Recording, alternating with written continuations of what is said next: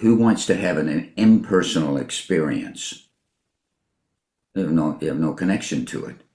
The self is not impersonal. It's personal, even though it's silence.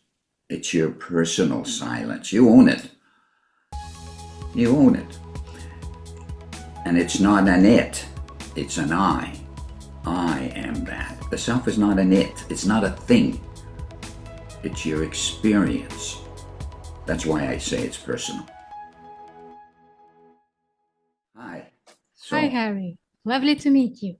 Welcome to the show. I'm very happy to be here. Thank you for inviting me. Thank you. And thanks to Ricardo for introducing me to you. So the first question I ask every guest is this. What is your definition of awakening? As this word is being used around, and it may mean different things to different people. So I want to be clear about what you mean by awakening.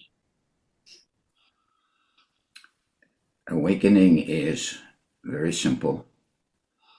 It's actually exactly the same for everybody, but everybody experiences it differently. Because the awareness of the self is universal, it's unbounded, it's everywhere. So everybody already has it, but they don't know it. The first prerequisite for being awake is being born, because every aspect of life is a percentage of self-realization. Okay, so maybe a little percentage, a bigger percentage, and at some point it becomes known. Most people,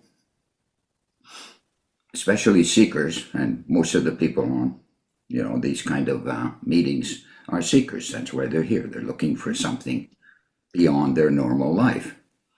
And you could actually say that realization is normal. What isn't realization isn't normal. It's less than normal. Okay? So, here's a little story to describe, So, I met this lady 2 years ago from France. She came to Fairfield. This is where I am here. And she had heard of me somewhere. And she came to the door, walked in the house. I said, "Hi, come on." And we went into the living room, and she sat down and she says, "Harry, I have no idea what self-realization is. I've been doing, spiritual practices for decades. I don't know if I have what I have. Tell me why, after all these years doing good techniques, I'm not awake." And so I asked her, "So you have no silence or stillness inside?" And she said, "Well, I've got that." And I said, "Whoa, what's that?" She said, "It's nothing." "Oh, so somebody else is having the experience rather than you?" And she said, "No, I'm having the experience of this silence or stillness." That's the self. Her eyes got really big, and I said, "Well, you didn't know that?" She says, "No, I didn't know that." And she was getting very excited. And she said, "Well, do you have it all the time?" "Yeah, I can find it all the time. It's always there." So I said, "You're probably awake. You just don't have the knowledge of it." And she went through this process, whatever. And, she went away, and she was quite excited. And she joined a meeting a month or so later. I talked to her again. And she says, "So, what happened? Is it still there? Is that silence or that stillness or that knowingness still there?" And she says, "Yeah, not only is it there, it's much, much brighter, clearer, and I'm aware of it all the time." So I said, "What do you think happened?" "I don't know," she said. And I said, "Well, I'll tell you what happened. You've had it all along, but because you didn't understand it, acknowledge it, didn't understand it, it's like having money in the bank with no access to it. You can't use it, can't spend it, can't get any benefits from it." So I asked her, "So have you had any benefits? Do you feel better?" I said, "Yeah, my husband, says, what happened to you? And I said, well, the thing about realization is it doesn't feel like realization. You could even say that, realization is a concept. Then when you get it, it's just too natural and normal and just there. It's nice, it's simple, it's quiet, and you recognize it because it's the first thing in your life that's permanent. Everything else is changing, doing this, doing that. The self, the realized self, is always there. Maybe you have to find it or notice it. Mm-hmm. And I've had people say things like, another person who woke up said, I feel like I've arrived home. And some big weight lifted off. I don't know what it is. Well, how about calling it realization? I know that's kind of funny, but they nearly always say, no, that's too simple. That can't be. That can't be. So, well, too bad. That's what it is. It's the first. It's the first step. You have to realize the self. Most people go through life, I don't know. If you think about, we went to school, went to public school, high school, college, we graduated. Never did anybody ever mention realization. Now, the word never came up. So we weren't educated in any way. We were educated to live a life, to have a career, get married or whatever we want to do. And but nobody ever mentioned realization. You have to do that on yourself. You have to become a secret by yourself. Nobody's going to start you. You have to start on the journey. You have to take the first step, right? And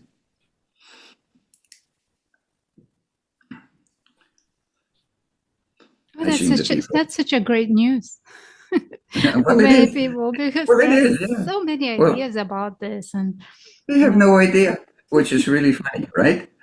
Okay, so I seem to be in the stories today. I'll tell you another little story. So this is another couple from Canada. I grew up in Canada, so I have a lot of Canadian friends. This couple visited me. They were seekers, and they did meditation processes a long time. They were my age.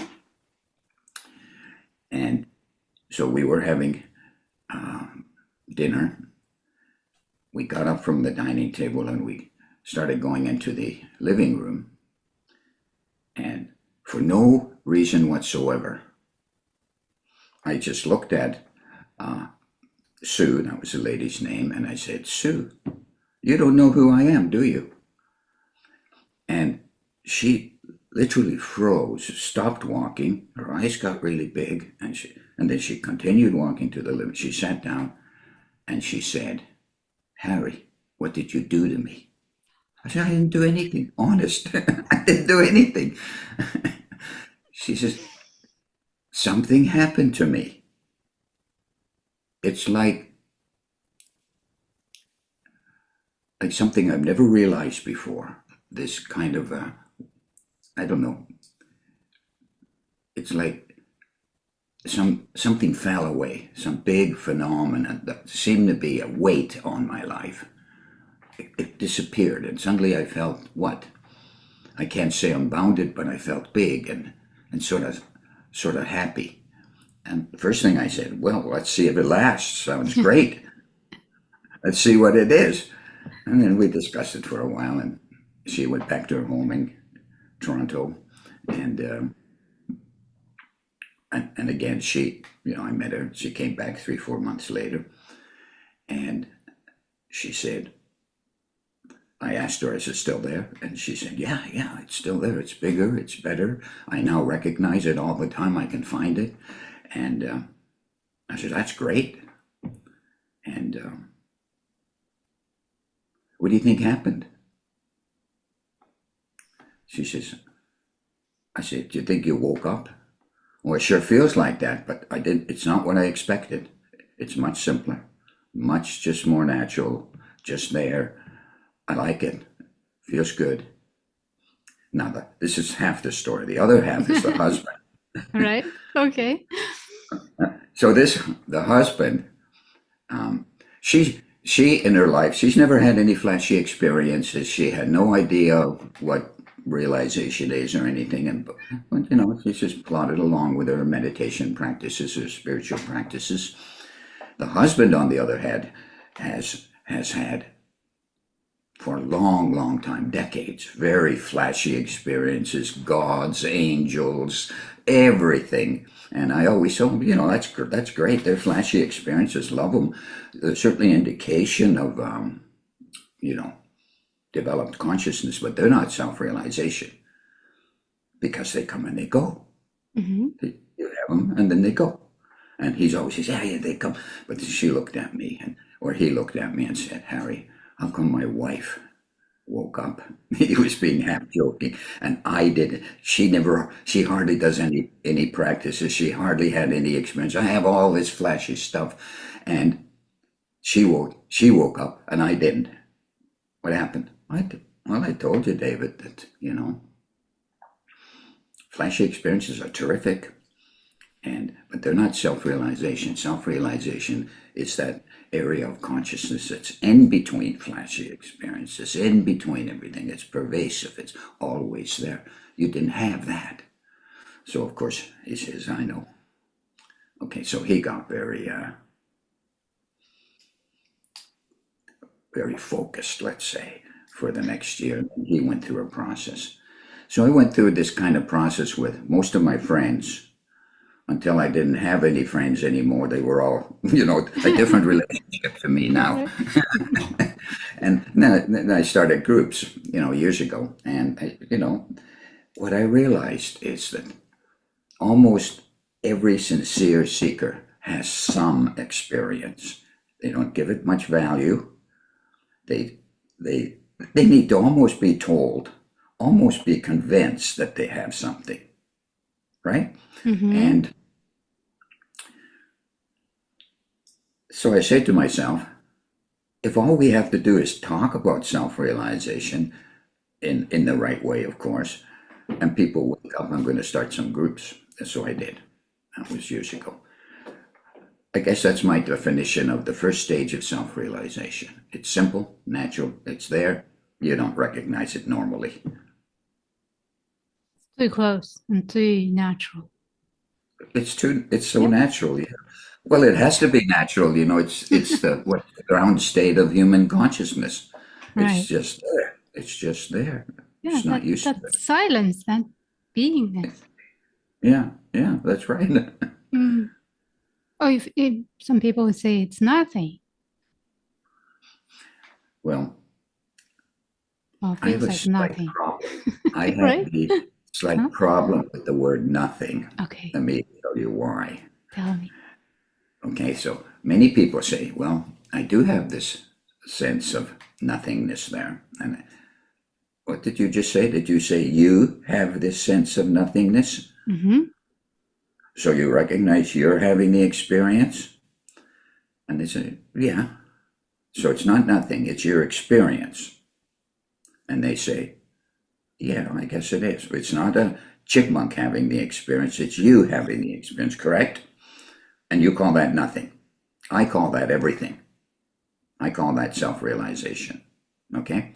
Yes, there's a huge, you could call it nothing because there's no, There's no differentiation. You could say it's unbounded, it's silence, it's stillness, but all those experiences aren't you having it. It's not silence, it's your silence, it's your stillness. That old Vedic saying, I am that. It didn't say nothing is that, it says I am that. Okay? I call that something. That's the beginning stage of self-realization. It's great. It's terrific. But I don't use the word nothing. Some value. Do you like it? Yeah. It's always, oh, it's good. Some benefit. Oh, yeah. Nothing doesn't do that. Well, that's my experience with everybody anyway. Mm. Well, I saw that you published a couple of books, and one is called universal consciousness is profoundly personal. That's right. yeah. This is an Well, interesting since you subject. mentioned it, there it is. Okay, this, yes. Right. And then Profoundly personal.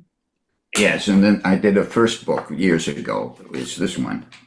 The What does Landscape it of say? The Enlightenment. Landscape of Enlightenment. Yeah, this is a little bit more like a biography and experiential, and the other one is a little more knowledge based. But yeah, I started writing about consciousness as a way to share it with people, and but generally speaking,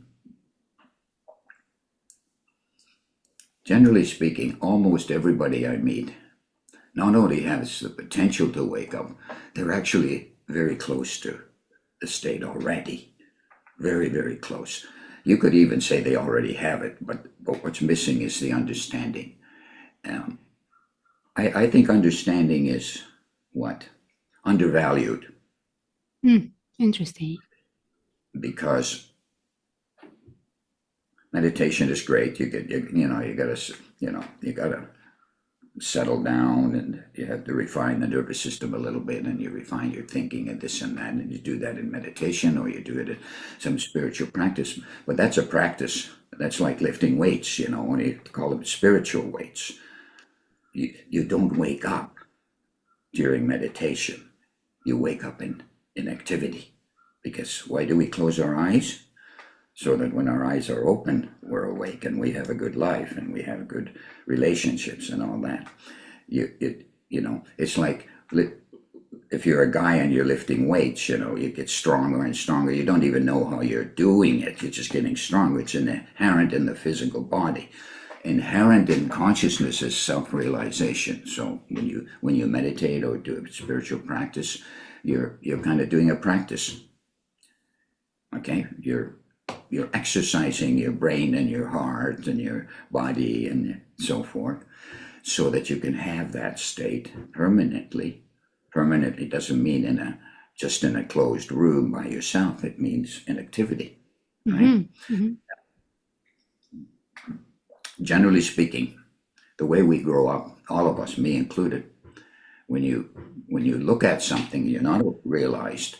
Whatever you're looking at is 100% of your consciousness.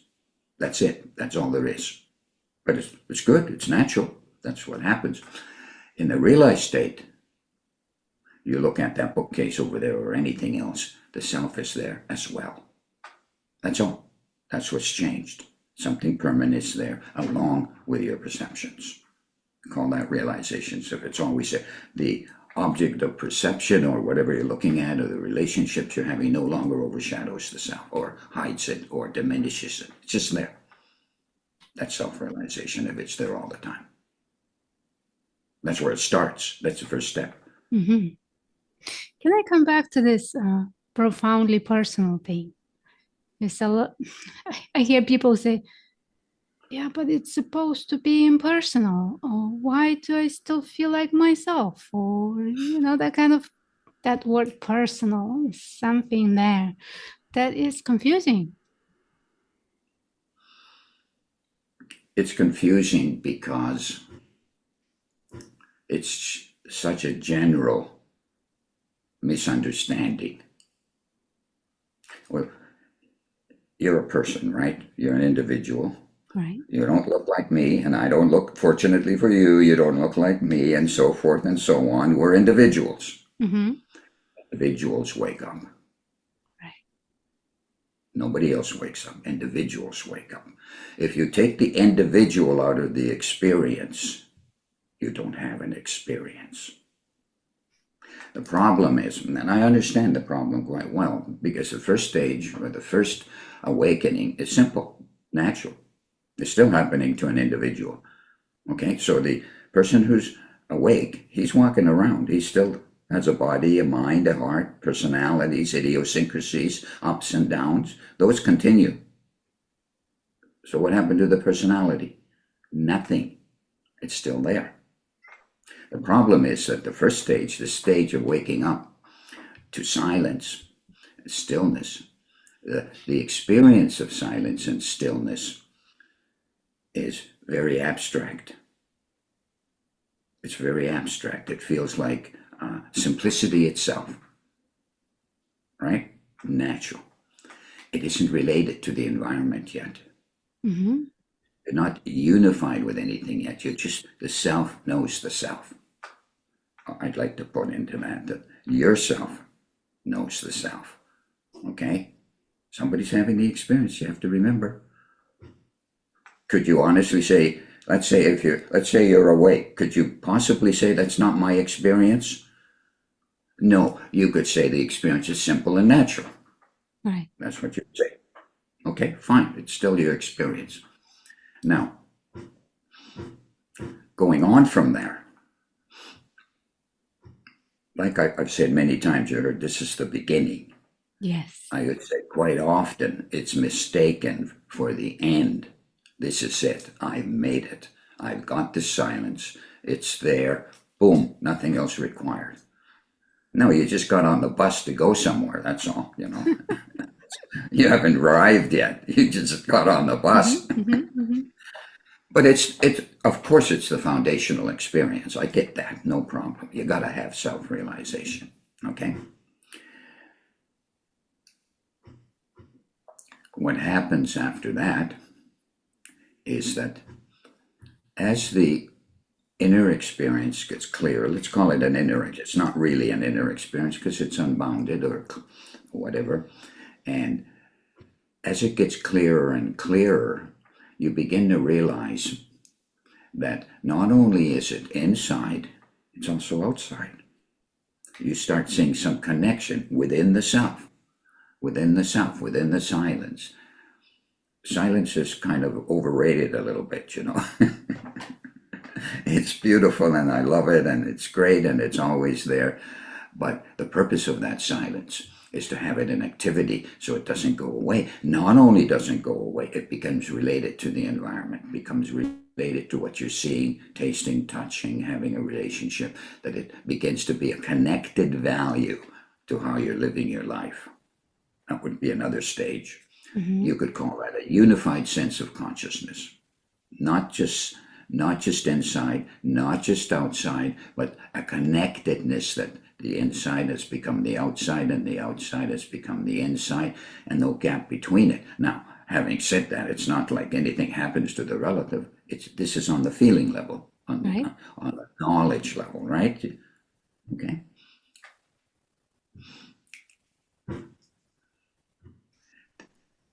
So that would be another stage. Okay. Now, there's a kind of big misconception about, at least in my opinion, is that if you're not perfect, you can't get enlightened. Well, if you're not enlightened, you're not perfect anyway, right? I mean, so you're going from a little bit more perfect as you get closer and closer. So you got problems. What happens to those problems when you wake up? What happens to the stress and the depression and the downs and the ups? Well, they get modified, but they don't disappear. What happens is the self is there along with what used to be something that overshadowed the self. It doesn't do that anymore. It doesn't matter if you have a down experience or an up experience. Oh, wait a minute, do you still have ups and downs? Well, if you're an individual and you're a human being, you're going to have ups and downs whether you're awake or not. The wakefulness means that they don't affect you that way anymore. Okay, they don't take away the self. The self is still conscious experience. Okay? Mm-hmm. Does that make sense to you? Yeah, it makes total sense to me. All right. So, in all these, you meet with people all the time, right? Right. And I'm going to interview you now. Please. Well, what's your experience when you meet people and you help people, and you're obviously relating to what I'm saying. Well, there's just so much to cover. It's okay. I have been working with people on the path for, I don't know, 13 years, something like that. So speaking to seekers is my everyday experience. That's kind of my practice.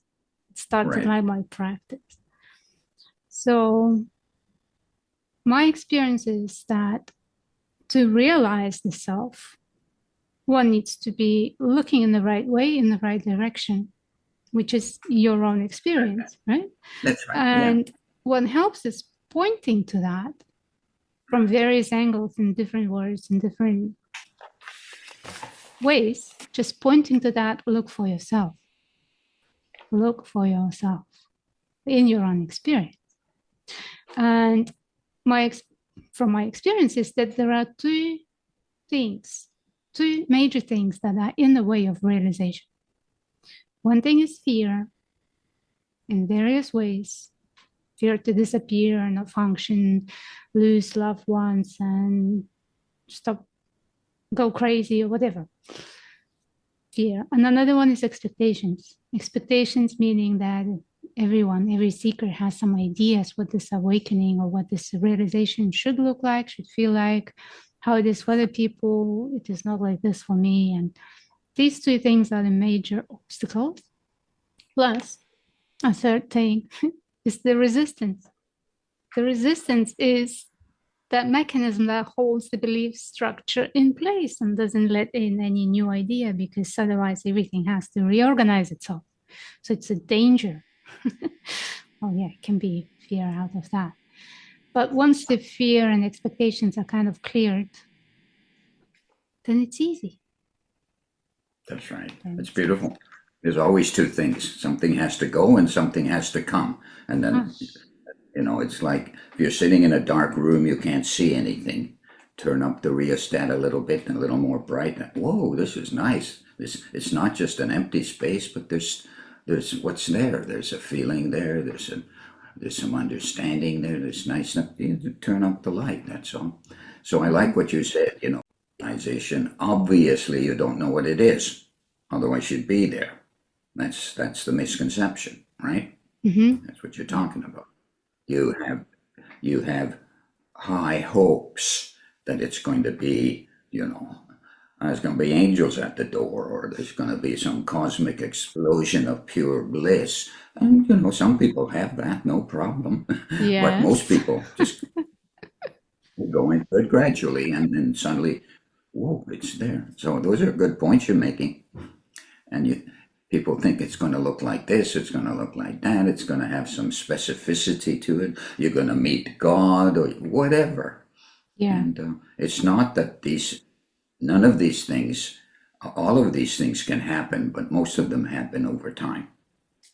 Right. And the experience is unique. Our experience is unique and it's incomparable. It's unique for everybody. That's and right. Whatever happened to Eckhart Tolle or the Ashanti is not going to happen here, because I'm not Eckhart Tolle. No, it's beautiful. And I like your, what direction are you looking? At first when you start, become a seeker, you go inside, you meditate, close your eyes, whatever you do, or you do some spiritual practice. But the idea is that you want to be able to look inside and outside simultaneously.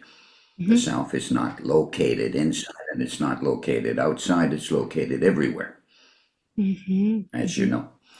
And so that's what happens. You begin to have the feeling at first, and eventually you have the perception that everything is the self.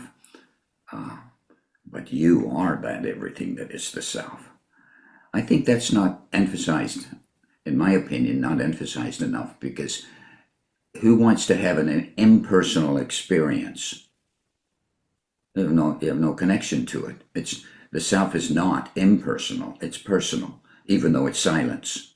It's your personal silence. You own it. You own it. And it's not an it, it's an I. I am that. The self is not an it. It's not a thing. It's your experience. That's why I say it's personal.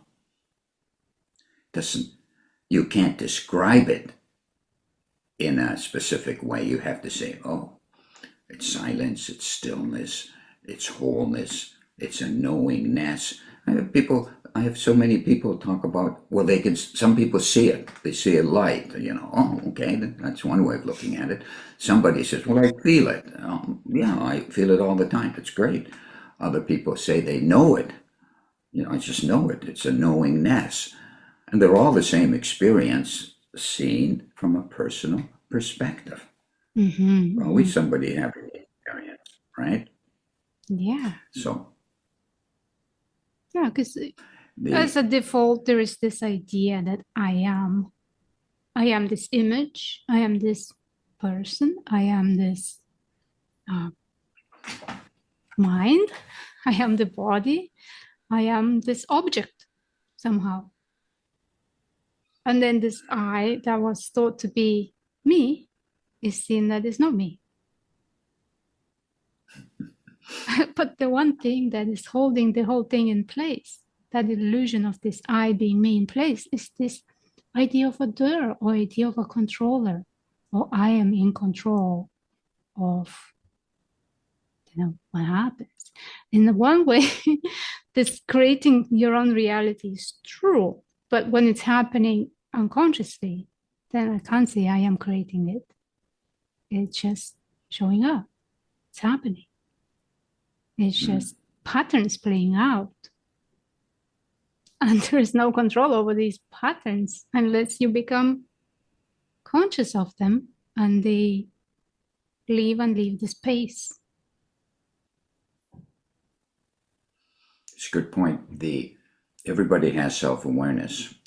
The question is, are you conscious of it? If you're conscious of the self-awareness and you're conscious of it all the time, that's called self-realization.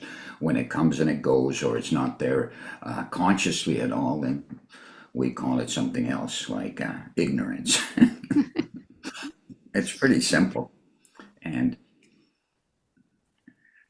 everybody's playing the same game, your people, my people, people on the street. Everybody's looking for something. Even somebody who's not looking for a realization, they're looking for happiness. They're looking for more of this or more of that, or less of this painful stuff and more of this good stuff. Everybody's a seeker, but they don't know what they're seeking. Okay? So at some point, hopefully, people start figuring out that what they're really seeking is something they already have, and they get involved with groups or people who have this experience and can describe it to them. And you can do any kind of practice. You can pray, you can meditate. I've had people who have done nothing, but they've woken up anyway. It's very simple, and they just get there. It's more rare though. Most people do some kind of practice, because it requires some kind of refinement of thinking or refinement of the body that is pretty well spontaneous. I mean, you can't force it. You can't say, I want to be enlightened. It doesn't kind of work that way. You have to get on the journey, you have to get on the bus and start going somewhere. And where you're going, if you understand it, where you're going, it helps. If somebody can describe to you what it's like and what it isn't, and what it is, what you get and what you don't get, it helps the process a lot. That's what sort of teachers do, help the process. You're not creating the process is already there. Beautiful. So I started having experiences as a young kid. And one thing, probably when I don't know, 7 or 8 years old, I was already had some kind of conscious consciousness there. Didn't know what it was, of course. I assumed everybody was like that. And I lived in this kind of field of light. It was almost like a bubble. And if I put my hand outside the bubble, I would draw it in like a turtle or something, because I didn't like it out there. I liked it inside this beautiful white bubble I lived in. I was still a normal kid, though. I ran around like a chicken, like any boy does, okay? But I had this field of light around me as well. And I was always interested in what it was and what relationship this light had to life, even though I wasn't thinking consciously that way, but it was in there all the time. No young kid, girl or boy, really thinks about self-realization. If you ever watch a kid, an 8-year-old or a 7-year-old, everything is totally important. They're talking about a thumbnail or something. Oh, look at that. They're totally absorbed, 100% absorbed in that. They have no idea why. They're just having a great time, but they don't know what they're experiencing. They're innocent. They're simple. They're kind of realized, but they don't have the understanding. Mm-hmm. But they're totally innocent. They're totally running around like a chicken. But people tend to lose that innocence, okay? That simplicity as they get older. Don't know why, they just do. But in any case, so when I was a kid, I had this light around me, and I was always interested in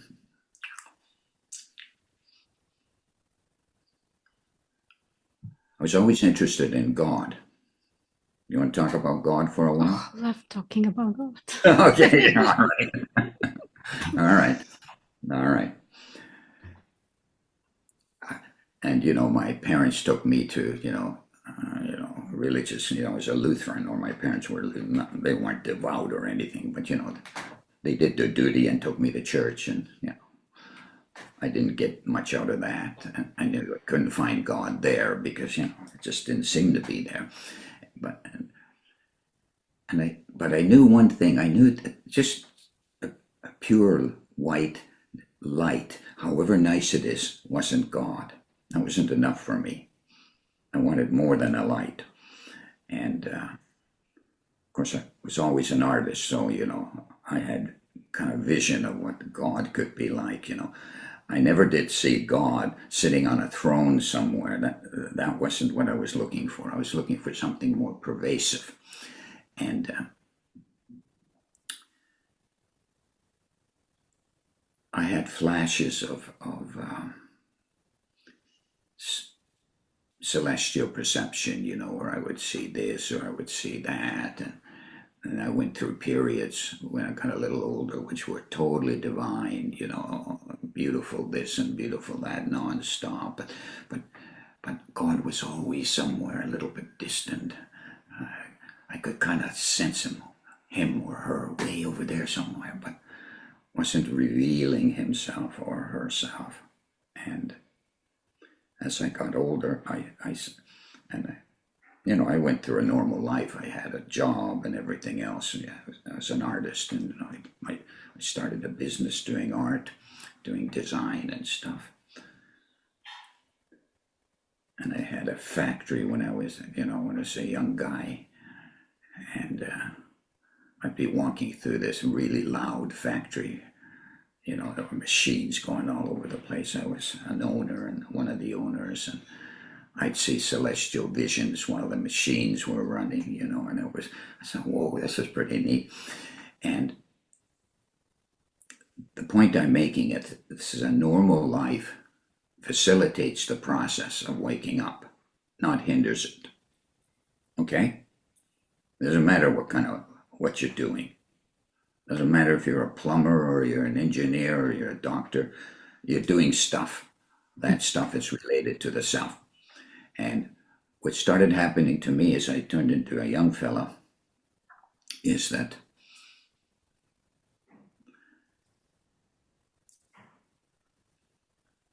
I started feeling and seeing that everything I looked at, everything I saw wasn't just a silence, wasn't just a light, wasn't just a bubble of happiness or anything. It was even more than that. Self-realization is I talk about it quite differently now, because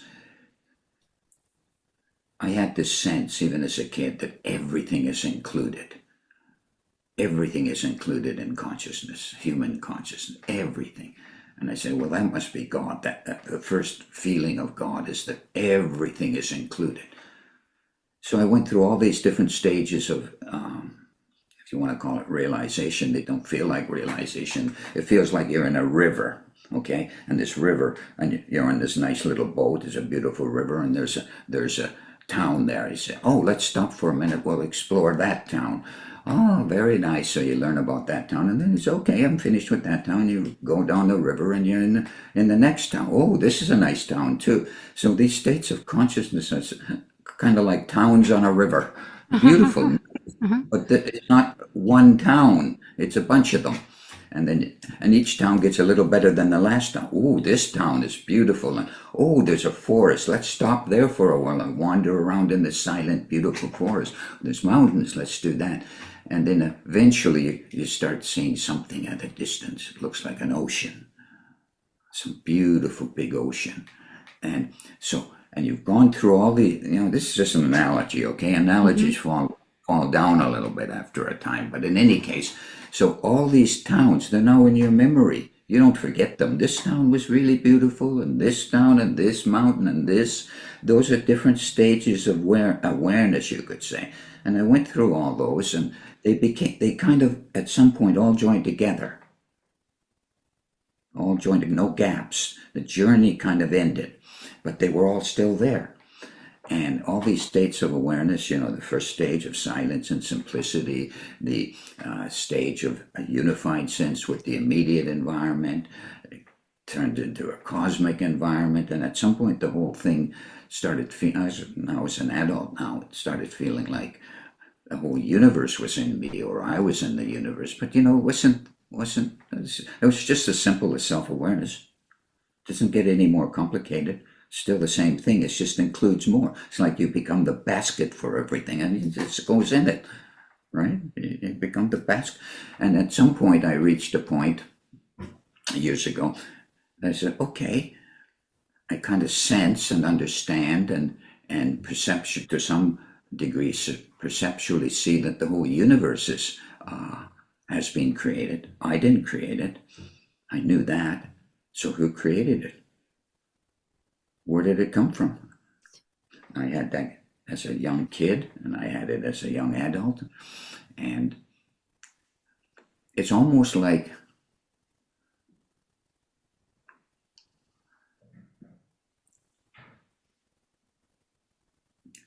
let's say you live in a small house, and then you can afford a bigger house, and then you can afford a mansion. And at some point, the whole universe becomes your mansion, and you're wandering around in this mansion.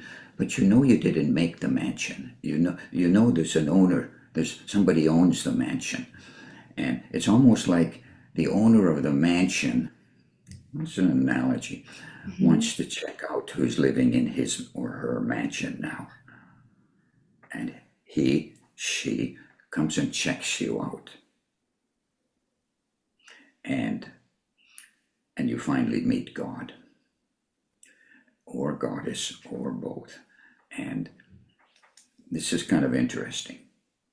Most people, okay, so I'm talking about something, almost beyond comprehension, but it isn't. It's the same as the self, only it's taken some kind of divine form now.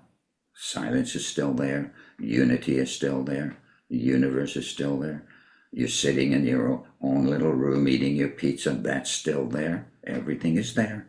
Nothing goes away. It just gets fuller and fuller and fuller and fuller. And then at some point you realize that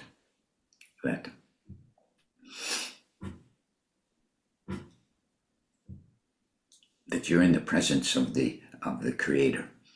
And that presence is, okay, it can be divine, it can be wonderful, it can be ecstatic, you're totally devotional, but all that stuff settles down.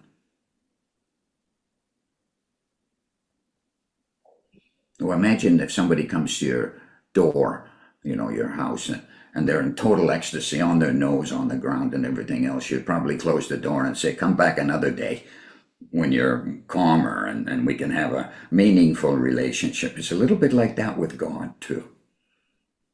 I know I'm getting out there somewhere, but I love the seeds that you put in there. All right. And then, in many ancient religions and spiritual countries, they say you become kind of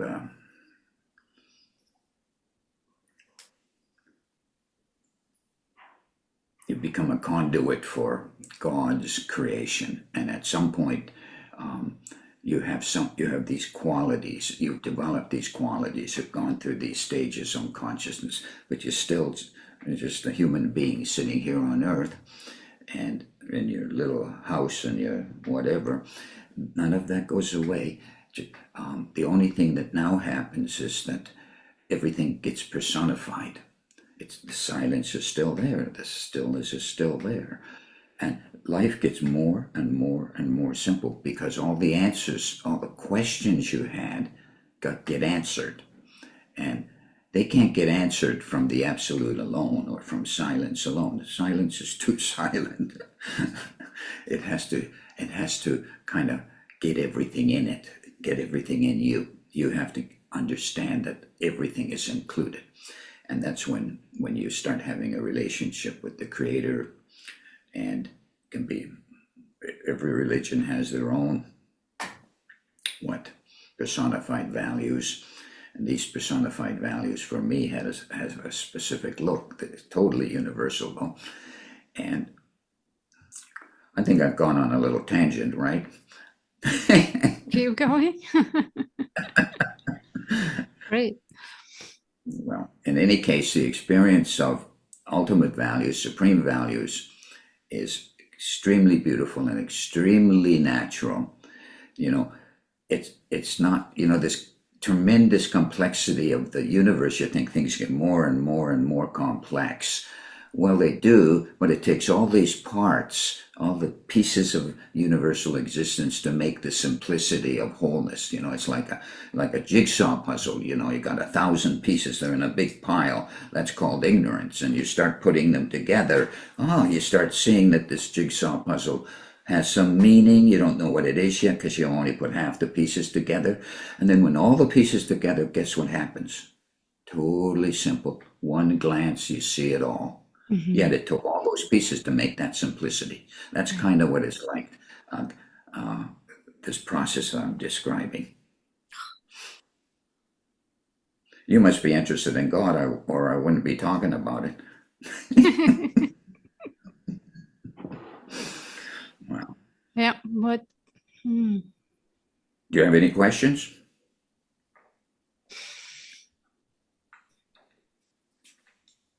About God, I don't have any questions. No, about anything. Let's get back to Earth. Okay, back to Earth. Seekers looking for awakening. What's your advice? My advice is have a big vision, but be practical. Nice. So what I'm describing, okay, let's say the whole range of self-realization starts from silence, stillness. That's the fundamental experience. Gotta have that. Go for that. Great. Do a practice that's practical, successful, you like it, it's simple and not complicated, so you develop self-awareness. After the self-awareness is developed, the silence is there. Consider it like the beginning stage. The reason I say beginning is because people put it way up there somewhere. It ain't. It's right in your heart and your mind and your body. Self-realization is simple. It's there. That's the first stage. And then you begin to know stuff. There's a knowledge level to it. I am that. That's a knowledge level. That knowledge level vibrates as the self. That vibration has form.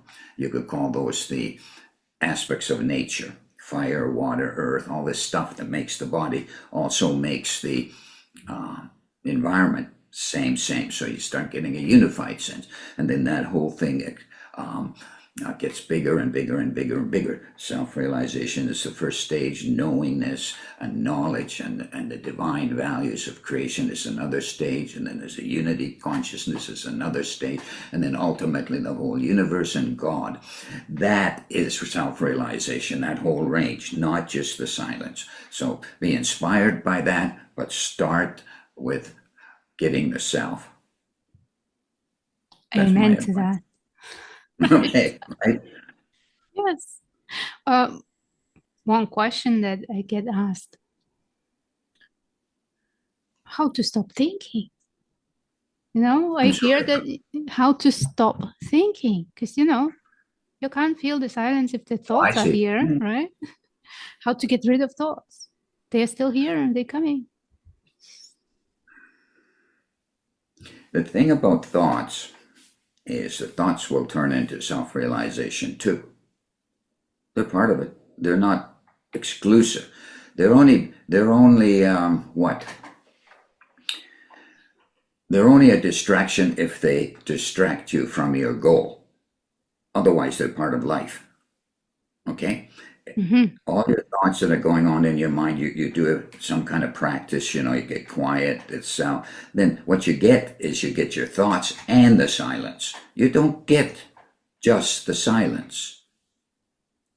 There's a saying I think it's in the Upanishads. It's an Indian spiritual book that says something like, I don't know the exact words, but it says, getting lost in the absolute or getting lost in the relative. If you get lost in the absolute, it's much worse than getting lost in the relative. Because in the relative, you can have a life. You can have a family, you can have feelings, you can have thoughts, you can have anything you want. In the absolute, there's nothing there. You make the absolute into something by having the experience, and suddenly that absolute value, that universal consciousness becomes what?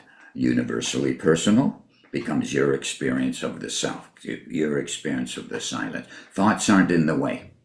Mm-hmm. They're part of the process of living. All you have to do is develop the self. How do you do that? Most people do it with some kind of practice. Or you find people who appear to have this state of consciousness where they can tell you about it, at least precisely, accurately, and then you begin to understand your experience. Hang around with people who know stuff, who know more than you, not Good less one. than you. Yes. It's simple, right? Right. And do you still have groups, like meetings? People can find you and be with you? I have 5 or 6 groups. Wonderful. And I have them. Okay. Since you asked me, I have a kind of a process that I do. I interview people. If somebody wants to join my group, I interview them personally, always. And then we have a good time. I ask them questions. They ask me questions, and if they want to join, then I put them on one of these groups. Most of my groups, the reason I have 5 groups is I like to keep them small. The largest group I have is 20 people, and the smallest group I have is 10 people. So small groups. I'll tell you what actually happened. I've had groups for 20, 30 years, little groups, and it was just kind of a hobby. And then it started growing bigger and bigger, and then I said, well, yeah, I have 50 people. It's not personal enough. There's that word personal. Right. I can do a general meeting and have 100 people, but I can't talk to anybody. 100 people is too many. And I've had these bigger groups. So I divided them up into smaller groups. And after we have an interview, personals join one of these groups. And generally speaking, I go through all these processes that I went with you, but in more detail, right? I'd say, I don't give out mantras or techniques or do darshan or pray. I just give out my experiences, and people give their experiences. And I found that, I don't know, most people at the very least start waking up, and quite a lot of people actually wake up because it's so simple. I'm not doing anything. I'm just telling them what the heck they're experiencing, and seems to work. And yes, if anybody wants to contact me, they can. They can find me, I don't know. Look me up. You'll see me somewhere. Through your website, right? Yeah. Look at my I'll put the website. link onto your website. You can contact me if you like. If you want to join a group, that's fine. I'm pretty well open to most people, but first of all, I'm a little bit particular. That's why I interview people. They have to Great. be kind of not serious, but decent seekers, Sincere, perhaps. right? Sincere. Yeah. No, it's great. I think that there's millions of people on Earth who are ready to wake up right now. I can't handle them all, but other teachers handle people, and I think even though it seems like a really rough time on Earth, stuff going on, wars, this and the other thing. I think that's a good time to wake up to for those who want to. Okay. All right. Right. And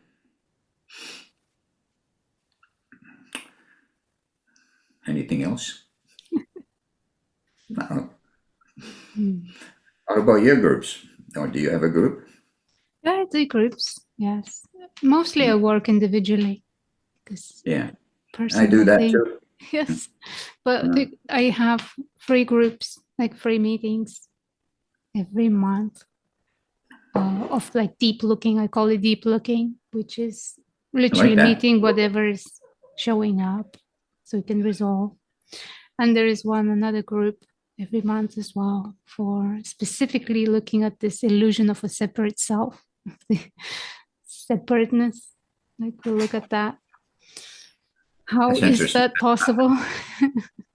Oh, you brought up an interesting point. There is a state of consciousness. Some people who go into the first stage of realization have some kind of separation. Not that many, but some people, they feel that they got the self and everything else is out there. Right. It's Yes. separate, totally separate. How is that even possible? But these things need to be talked about and pointed at. Well, it's one of those. You could say if you have the self and it's there all the time, even if you feel it's separate, if it's there all the time, that's realization too. It's just that it's the beginning of a more unified sense of consciousness. So, but not some people have that, and they have it pretty dramatically too. Yeah. So that's an interesting point. Maybe we should. I'll send you some people. You send me some people. Wonderful. Yes, and I'm sure somebody will find you through this podcast or through the video on YouTube. So, do you have any questions yourself personally? Yes, you do. You've got to figure them out. I have questions. Not like something burning question that I cannot sleep. I can sit and think of something, but there's nothing burning in that way that I need to seek the answer out. In my experience, what I need to know comes in, and then I know. And even if it's something, let's say, some old stuff that hasn't been seen or hasn't been looked at, it comes in, and then I know what to look at. It's like, it's all here. It's all here.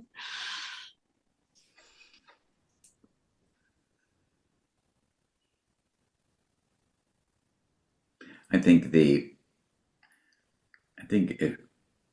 understanding aspect of realization is actually quite critical, because you can get to these different stages. This first stage, I've been a speaker at a number of, even larger groups, and generally speaking, these groups are great. They take you to this first stage, self-realization, that's it, and they stop there.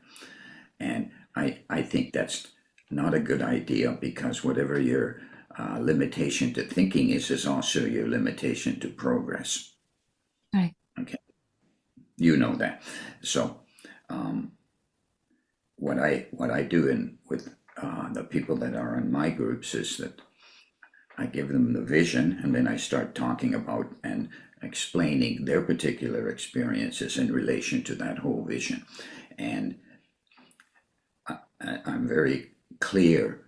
My personal experience is this silence is the first stage. It was for me, and I had that as a child. And so I went through these various, they're not even stages, I don't even like the word states of consciousness. I like states of reality, because when you say state of consciousness, what you're kind of talking about is sort of a point in time, and realization isn't a point in time, it's a point in universal time, a timeless state. And people start having expectations. So I'm going to get to enlightenment, and then I'm going to get to unity consciousness. Well, you do, but they're not like they're what? They're points on a river. You're moving forward. They're not permanent until they get more and more permanent as they get more and more expanded. But they're never permanent because they're always expanding. Mm-hmm. Even this relationship with the Creator. That position's taken. You're not going to become God, okay? You're going to get a relationship, call that supreme relationship, but still on all these paths or these ways to get there. Every country has their own way, and, historically and in modern times, there's teachers and gurus in every culture, and they take you to this level or this level, and all of them are going in the right direction, and all of them are eternal. They're all going on and on and on. Human consciousness isn't a point in time. It's an eternal, infinite phenomenon. And we are that infinite, eternal phenomenon. We're not a bunch of points in time. We're a bunch of realities that we're beginning to experience. We're not creating these realities. They're already there. And so our head doesn't get too big about all this stuff, because as you know more, you have more and more experience, you also realize you know less and less in some ways. So you get a bit of both all the time. Right? Mm-hmm. Right. Yeah, so there you go. Wonderful. Well, it's such a pleasure to talk to you, Harri. It's been nice, great. So you made a recording of all this, right? Yes. And it will be on YouTube and on all podcast platforms that people like to listen on their phones and stuff like that. Yeah. If you like, you could send me a copy of that too, and I'll post it. Sure. Thank you so much.